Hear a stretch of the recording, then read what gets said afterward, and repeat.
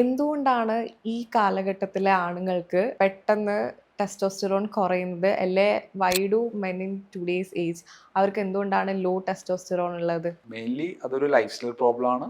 Obesity is very rampant. Obesity ഭയങ്കര rampant ആണ്.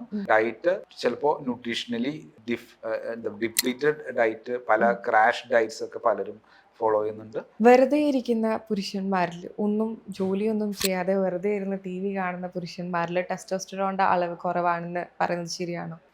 വെറുതെ ഇരിക്കുന്ന പുരുഷന്മാരുടെ അത് വളരെ ബ്രോഡായിട്ടുള്ള സ്റ്റേറ്റ്മെന്റ് ആണ്. ആക്ച്വലി വെറുതെ ഇരിക്കുന്ന ആൾക്കാർ, സെഡൻഡറി ഹാബിറ്റ് ഉള്ള ആൾക്കാരിൽ അവർക്ക് എക്സസൈസ് കുറയും, സാർക്കോപ്പീനിയ മസിൽസിന്റെ അളവ് കുറയുന്നു. അവരിലൊക്കെ ടെസ്റ്റോസ്റ്ററോണിന്റെ അളവ് കുറച്ച് ആക്റ്റീവ് ആയിട്ടുള്ള മെന്നേക്കാളും കുറവ് തന്നെയായിരിക്കാനാണ് ചാൻസ്. ശാസ്ത്രീയമായിട്ട് പഠനങ്ങൾ ഉണ്ടോ എന്ന് വെച്ചാൽ പഠനങ്ങളുണ്ട്. സെഡൻഡറി ഹാബിറ്റ് ഉള്ള ആൾക്കാരിൽ ഒബിസിറ്റി കൂടുതലായിരിക്കും, സാർക്കോപ്പീനിയ ഉണ്ടാവും. അപ്പോൾ ഡെഫിനറ്റ്ലി അവരിൽ എക്സ്പെക്ട് ചെയ്യേണ്ടത് ലോ ടെസ്റ്റോസ്റ്ററോൺ ലെവൽസ് ആണ് നമ്മൾ എക്സ്പെക്ട് ചെയ്യേണ്ടത്. ടെസ്റ്റോസ്റ്ററോൺ ഷോട്ട്സ് എന്ന് പറയുന്നത് എന്തെങ്കിലും ഉണ്ടോ?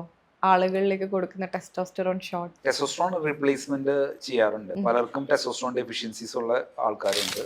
ചിലപ്പോൾ ഒരു 50 60 ആൾക്കാരിൽ ടെസ്റ്റോസ്റ്ററോൺ ഡെഫിഷ്യൻസീസ് കാണാറുണ്ട്. അപ്പോൾ ഈ ടെസ്റ്റോസ്റ്ററോൺ ഡെഫിഷ്യൻസി കൊണ്ട് എന്തൊക്കെ ഇറക്ടൈൽ പ്രോബ്ലം മാത്രമല്ല, അവരുടെ മൂഡ് കുറച്ച് കുറയും, ഒരു മസിൽ ലോസ് ഉണ്ടാവും, ദേ വിൽ സ്റ്റൂപ്പ്, നടക്കുമ്പോൾ ഒക്കെ സ്റ്റൂപ്പ് ചെയ്യുക, അങ്ങനെയൊക്കെ ഉണ്ടാവും. അങ്ങനെയുള്ള ആൾക്കാരിൽ നമുക്ക് ടെസ്റ്റോസ്റ്ററോൺ ഡെഫിഷ്യൻസിയുടെ ഫീച്ചേഴ്സ് ഉള്ള അവരുടെ ബോഡിയിലുള്ള ഹെയർ കുറഞ്ഞുകൊണ്ടിരിക്കും. അതൊക്കെ കുറെ ആൾക്കാരിലെങ്കിലും അത് കാണാറുണ്ട്. പുരുഷന്മാർ ഒരു കുറച്ച് മുതിർന്ന പുരുഷന്മാർ 60 ഉള്ള പുരുഷന്മാരിൽ കാണാറുണ്ട്. അങ്ങനെയുള്ള ആൾക്കാരിൽ നമ്മൾ ടെസ്റ്റോസ്റ്ററോൺ റീപ്ലേസ്മെന്റ് കൊടുക്കാറുണ്ട്. അത് ബേസിക്കലി ഡിപ്പോ ഇഞ്ചക്ഷൻസ് എന്ന് പറയും.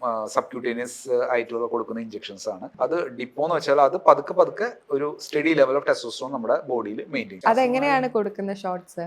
ഷോർട്സ് എന്ന് വെച്ചാൽ ഉദ്ദേശിക്കുന്ന ഒരു IV ഷോട്ട് അല്ല, അത് ഒരു സിമ്പിൾ സബ്ക്യൂട്ടേനിയസ് അല്ലെങ്കിൽ ഇൻട്രാമസ്കുലർ ലെവലിൽ നമുക്ക് കൊടുക്കാൻ പറ്റും. മസിലിന്റെ ഉള്ളിലോട്ട് അതിന് ഇഞ്ചെക്ട് ചെയ്ത് കൊടുക്കാൻ പറ്റും. അത്ര ഒരുപാട് എക്സ്പെൻസീവ് ആയിട്ട് ഇഞ്ചക്ഷൻസ് ഒന്നും അല്ല അത്. അപ്പോൾ അത് ചെയ്താൽ ഒരു 3 മാസമൊക്കെയാണ് ജനറലി അതിന്റെ സമയം. ടെസ്റ്റോസ്റ്ററോണിന്റെ ലെവൽസ് ചെക്ക് ചെയ്ത് നോക്കും, ഡോസിങ് മോഡുലേറ്റ് ചെയ്യാൻ. ഡെഫിഷ്യൻസി ഉള്ള ആൾക്കാരിൽ നേരെ മറിച്ച് ടെസ്റ്റോസ്റ്ററോൺ ഷോട്ട്സ് എടുക്കുക, ഇറക്ഷന് മുമ്പ് ടെസ്റ്റോസ്റ്ററോൺ ഷോട്ട് എടുക്കുക എന്നൊക്കെ വെച്ചാൽ അതിനൊരു സയന്റിഫിക് എവിഡൻസ് ഇല്ല. ഇറക്ടൽ പ്രോബ്ലത്തിന്റെ ഒരു പ്രൈമറി റീസൺ ആയിട്ട് ടെസ്റ്റോസ്റ്ററോൺ ഒരിക്കലും വരുന്നില്ല. ടെസ്റ്റോസ്റ്ററോൺ നമ്മൾ കൊടുക്കുന്നത് ഷോർട്ട് ആയിട്ട് കൊടുത്തുകൊണ്ട് ഒരു കാര്യമില്ല.